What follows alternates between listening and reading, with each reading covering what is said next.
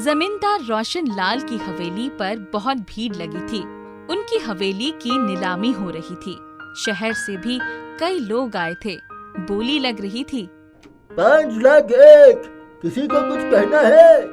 5,50,000, 6 लाख, 7 लाख, 7 लाख। और कोई खरीददार है क्या? भीड़ में सन्नाटा छा गया और कोई आगे नहीं बढ़ा। 7 लाख में हवेली का सौदा हो गया। हवेली खरीदने वाले क्या भैया हमें दी जाए और ये लीजिए पैसे।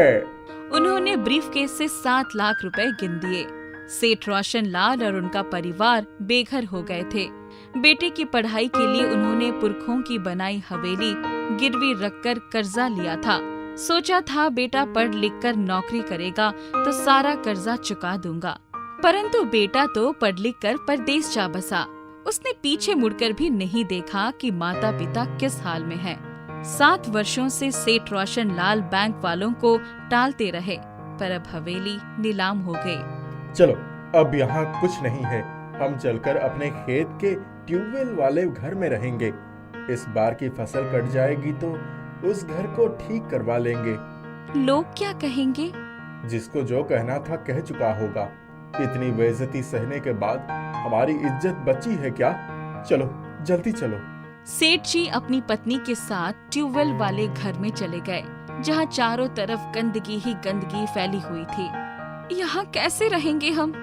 मैं अभी एक मजदूर बुलाकर ले आता हूँ, वो सब ठीक से सफाई कर देगा, रहने लायक हो जाएगा। क्या से क्या हो गया? अब तो नाम के सेठ रह गए। सारा व्यापार डूब गया। कर्ज लेकर बेटे को पढ़ाया था कि हमारे बुढ़ापे का सहारा बनेगा, पर वो तो सबसे बड़ा भगोड़ा साबित हुआ। तब तक सेठ जी जो मजदूर पकड़कर ले आए, उन्होंने थोड़ी देर में ही घर बिल्कुल साफ सुथरा कर दिया और जरूरत का जो सामान हवेली से पहले ही निकाल लिया था, करीने से लगा दिया। खाने में क्या बनाऊं? रहने दो, अभी तो कुछ खाने की इच्छा नहीं हो रही है। बहुत थक गया हूँ, रात को कुछ बना देना। पार्वती भी आकर चारपाई पर लेट गई। लेटे लेटे ही नींद आ गई। अचानक एक खड़खड़ाहट की आवाज से दोनों उठकर बैठ गए। अरे ये आवाज कहाँ से आई? देखती हूँ। पार्वती ने उस विशाल कमरे पर नजर दौड़ाई तो देखा कोने में एक तिजोरी पड़ी थी। आवाज उसी में से आ रही थी। ये कैसी तिजोरी है? देखूं तो इसमें क्या है? पार्वती ने तिजोरी खोलनी चाही, पर उससे खुली नहीं। तब रोशन लाल उठकर आए। उन्होंने जैसे ही तिजोरी को हाथ लगाया, तिजोरी झट से खुल गई।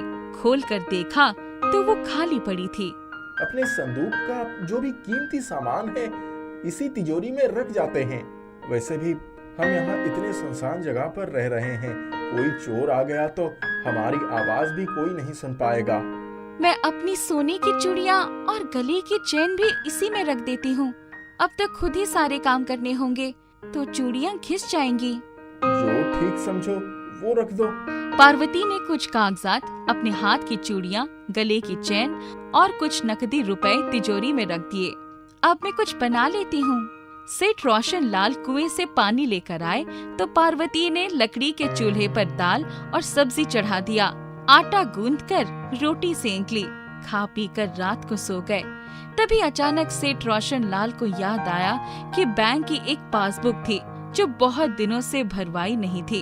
उन्होंने पासबुक निकालने के लिए उठकर तिजोरी खोली। तिजोरी खोलते ही चौंक गए। पार्वती ये देखो, जल्दी आओ। बड़ी मुश्किल से नींद आई थी। अब क्या हुआ? अरे ये देखो, तुम्हारे पास तो 2 चूड़ियाँ थी ना, इसमें तो कितनी सारी चूड़ियाँ हैं और गले की चेन भी है। क्यों हंसी उड़ाते हो? इतनी मुश्किल की घड़ी में भी तुम्हें ठिठोली सूझ रही है, वो भी आधी रात को। अरे आकर देखो तो सही। पार्वती जब तिजोरी के सामने आकर खड़ी हुई तो आश्चर्य से उसका मुंह खुला का खुला रह गया। ये सब तो सोने की चूड़ियाँ हैं। उसने जैसे ही हाथ बढ़ाकर चूड़ियाँ उठानी चाही, तुम इस तिजोरी में जो भी गहने और रुपए रखोगे वो दुगुना हो जाएगा। पर तुम बोल कैसे सकती हो? मैं स्वर्ण परी की तिजोरी हूँ। एक बार स्वर्ण परी एक दुष्ट राक्षस से बचने के लिए छिपते छिपते यहाँ आई थी। वो इधर उधर भाग रही थी, तब मैंने उसे यहीं छुपा लिया था। राक्षस के जाने के बाद स्वर्ण परी ने मुझे जादुई छड़ी के जादू से जादुई बना दिया था। आज तक तो कभी किसी ने नहीं बताया कि मेरे ट्यूबवेल वाले घर में जादुई तिजोरी है। हमेशा यहाँ मजदूर रहते थे। आज तक किसी ने तिजोरी में आभूषण और नकदी रखे ही नहीं। ओह, इस वक्त हम बड़ी मुश्किल से गुजर रहे हैं। तुमने हमारा रास्ता आसान कर दिया। हम किस तरह से तुम्हारा धन्यवाद करें? सेठ, मैं स्वर्ण परी के इंतजार में बरसों से यहाँ बैठी हूँ कि शायद कभी वो फिर से आ जाए, पर वो कभी नहीं आई। तुमने मेरी गई इज्जत बचा ली। मैं दोबारा अपनी हवेली खरीदकर उसी में तुम्हें ले चलूंगा। ना ना सेठ, ऐसी गलती कभी मत करना। मुझे यहाँ से मत हटाना। क्या पता मेरी जादू ही खत्म हो जाए।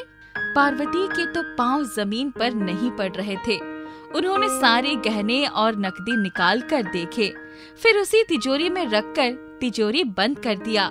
जाओ, आज मजदूर बुलाकर इस तिजोरी की रंगाई पुताई करा दो। इसने हमारी कितनी मदद की है। सेठ रोशन लाल ने तिजोरी की रंगाई पुताई अपने सामने करवा दी। दूसरे दिन जब उन्होंने तिजोरी खोली तो सब कुछ दुगुना हो गया था। हम एक अलमारी ले लेते हैं, आखिर इतना सामान रखेंगे कहाँ?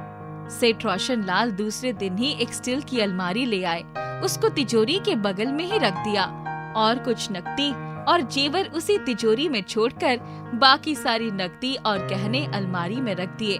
6 महीने के भीतर ही उनके पास बहुत सारे जेवर और नकदी हो गई। पार्वती, क्यों ना हम इसी घर के पास ही अपनी नई हवेली बना ले? जमीन तो हमारे पास है ही। ठीक कहते हो तुम।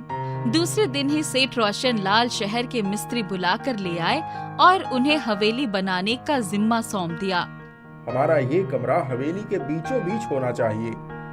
पर सेठ जी, ये तो बहुत पुराना कमरा है। इसको तोड़ दिया जाए तो हवेली की खूबसूरती दुगनी बढ़ जाएगी। अगर तुम बना सकते हो तो बनाओ, वरना मैं किसी और से बनवा लूंगा। मैं कल से काम शुरू कर देता हूँ। देखो भैया, जल्दी से जल्दी हवेली तैयार हो जानी चाहिए। जी मालकिन, हमारे सारे मिस्त्री अब यही हवेली बनाएंगे। 1 साल के भीतर उनकी आलीशान हवेली बनकर तैयार हो गई। जादुई तिजोरी उनकी हवेली के बीचों बीच रखी हुई थी। सेठ रोशन लाल ने हवेली के गृह प्रवेश की पूजा करवाई।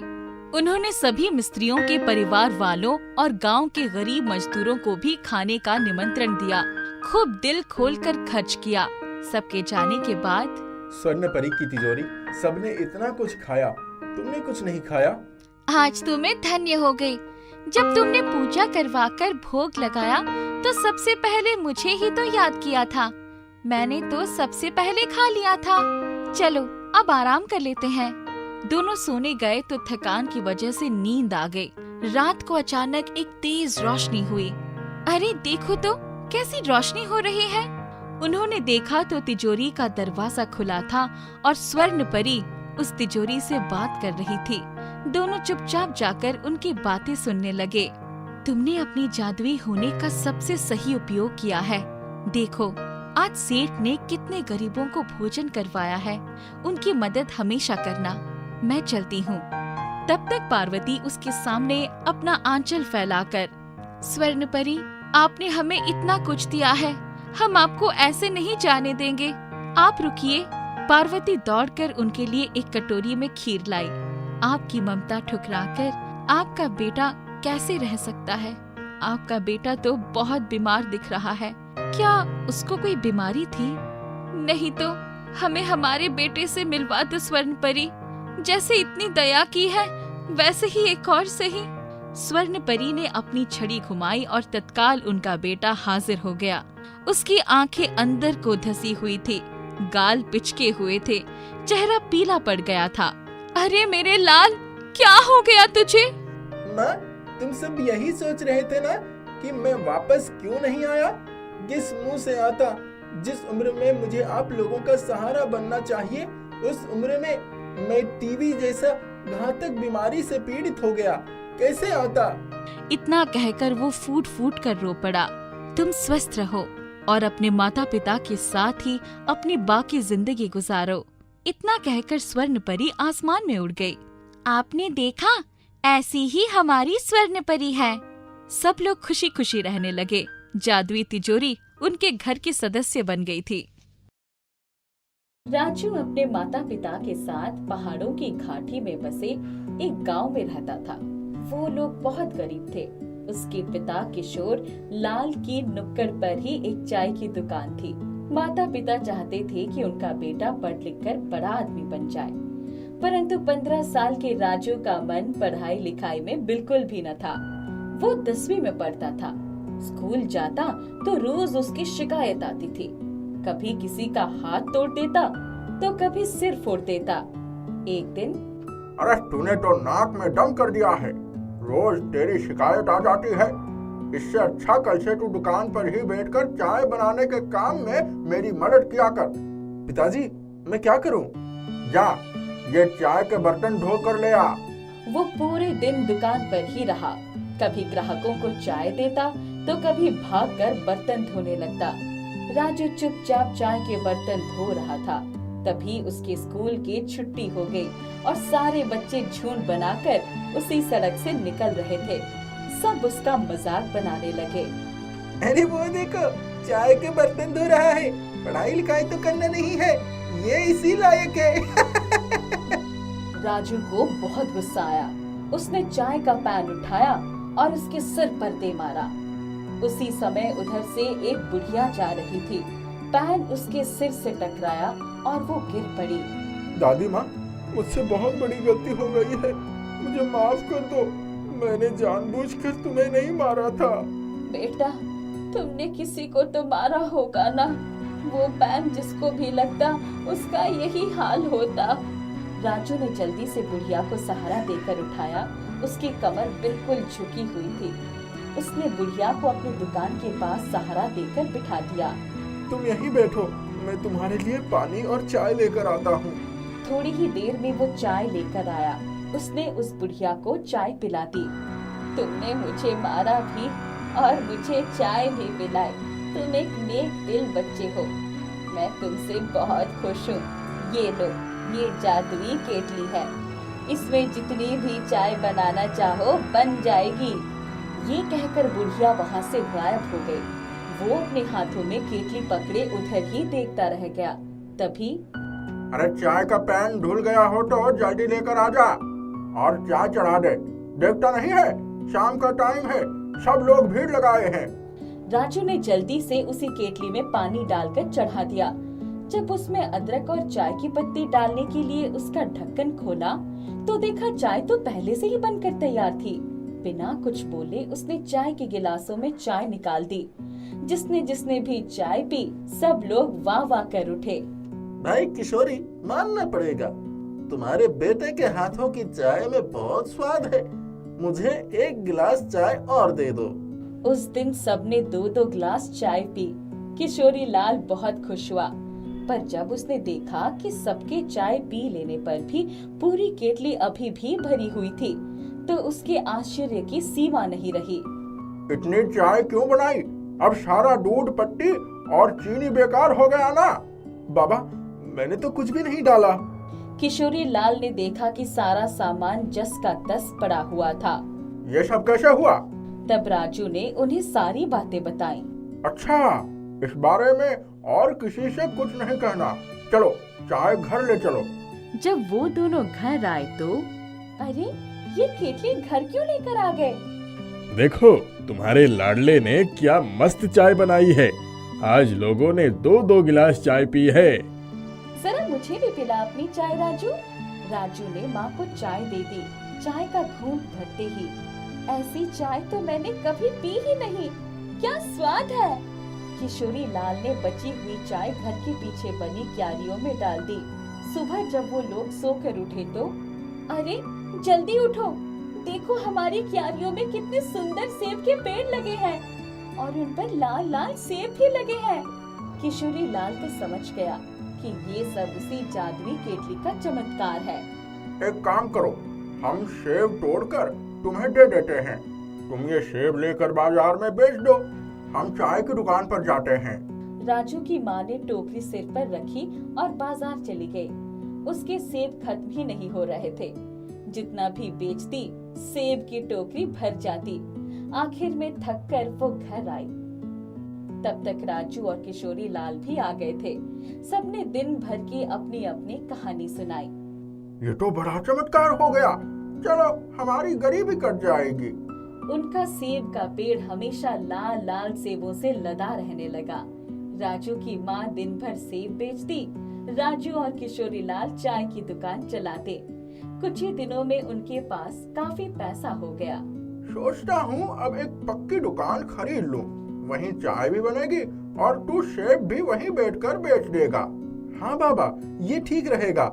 हमारे सेब इतने रसीले हैं कि जो भी एक बार खा लेता है उसको स्वाद भूलता नहीं है। उन्होंने कुछ ही दिनों में पक्की दुकान खरीद ली। उनकी खूब आमदनी होने लगी। जो चाय बच जाती उसे सेब के पेड़ में डाल देते। अब उनका रहन सहन बिल्कुल बदल गया। घर भी पक्का हो गया। बाबा, हम एक मोटरसाइकिल भी खरीद लेते हैं। हाँ बेटा, तूने तो मेरी दिल की बात छीन ली। जिस दिन वो मोटरसाइकिल लेकर आए उस दिन पूरे गांव वाले उनकी मोटरसाइकिल देखने आ गए।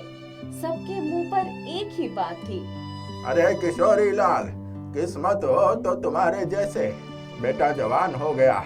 जिस दिन से दुकान पर बैठा तुम्हारा तो भाग्य ही खुल गया। सब आप लोगों का आशीर्वाद है भाई जी। बेटा आप लोगों के बच्चों की तरह पढ़ लिख तो ना सका, पर दुकान संभाल ली। राजू झटपट मिठाई लेकर आया। उसने सबको बांट दिया। उनकी बहुत तरक्की होती देखकर मुन्ना ईर्ष्या से जल उठा। बार बार मोटरसाइकिल के चारों तरफ घूमने लगा। कितने की है रे राजू तेरी मोटरसाइकिल? 25,000। कहते हैं जब अचानक पैसा आ जाता है तो आदमी का दिमाग चढ़ जाता है। तुम कहना क्या चाहते हो मुन्ना? हमारे पास मेहनत का पैसा है, अचानक नहीं आ गया। इसके बाद राजू अपनी दुकान पर बैठे बैठे ही पढ़ाई भी करता। उसका गुस्सा भी बहुत कम हो गया था। एक दिन जब वो दुकान पर बैठा था तब बहुत भीड़ थी। मुन्ना आया और मुझे तो लगता है ये लोग अपनी चाय में कुछ नशे की चीज मिलाते हैं। लोगों को इसीलिए चाय पीने की आदत पड़ गई है। एक दो लोगों ने उसकी हाँ में हाँ मिलाई। धीरे धीरे बात फैल गई। कई दिनों तक वो दुकान पर आकर ऐसे ही बातें बोलते। धीरे धीरे उनकी दुकान पर लोगों का आना कम होने लगा। एक दिन ऐसा भी आया कि उनकी दुकान पर चाय पीने कोई नहीं आया। तुम्हारे दोस्त झूठी अफवाह फैला रहे हैं, हमारी दुकान बंद ही करवा देंगे। बाबा आप चिंता मत करिए, सब ठीक हो जाएगा। राजू एक दिन दुकान पर बैठा था। उस दिन बहुत ठंड थी। तभी वही बुढ़िया कांपते हुए आई। आओ दादी, बड़े दिनों बाद आई हो, पहले चलकर चाय पी लो, कुछ गर्मी आ जाएगी। राजू ने जैसे ही उसको चाय पिलाई उसकी झुकी हुई कमर बिल्कुल सीधी हो गई। अरे इस चाय में जरूर तुम कुछ मिलाते हो। देखो सब लोग, मैं तो ठीक हो गई।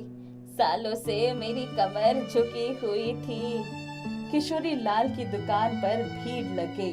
सबने सोचा ये तो पागल हो गई। उस बुढ़िया को देखने के लिए जितने भी लोग खड़े थे, ठंड की वजह से सबने चाय मांगकर पी। तभी अरे मेरे कान में दर्द था, मैं तो वैद्य जी के पास दवा लेने जा रहा था, लेकिन चाय पीते ही ठीक हो गया। सब लोग आश्चर्यचकित हो गए। उस घटना के बाद किशोरी लाल की दुकान फिर से चल पड़ी। राजू भागते हुए बुढ़िया के पास गया। दादी तुम कौन हो, सच सच बताओ। तेरा काम हो गया ना, जा आम खा। पेड़ गिनने की जरूरत नहीं है, गिनना है तो अपने पेड़ों के सेब गिन। इतना कहकर बुढ़िया फिर गायब हो गई। उसके बाद राजू ने 10वीं की परीक्षा दी। वो बहुत अच्छे नंबरों से पास हुआ। उसने आगे की पढ़ाई भी पूरी कर ली। उनके पास अब धन दौलत की कमी न थी। उसने बड़े होकर सेब का बगीचा खरीद लिया और सेब का व्यापार कर लिया। जहाँ हाथ डालता वहाँ सोना बरसने लगता। इसलिए कहते हैं दान दुखियों की सेवा में ही भगवान बसते हैं।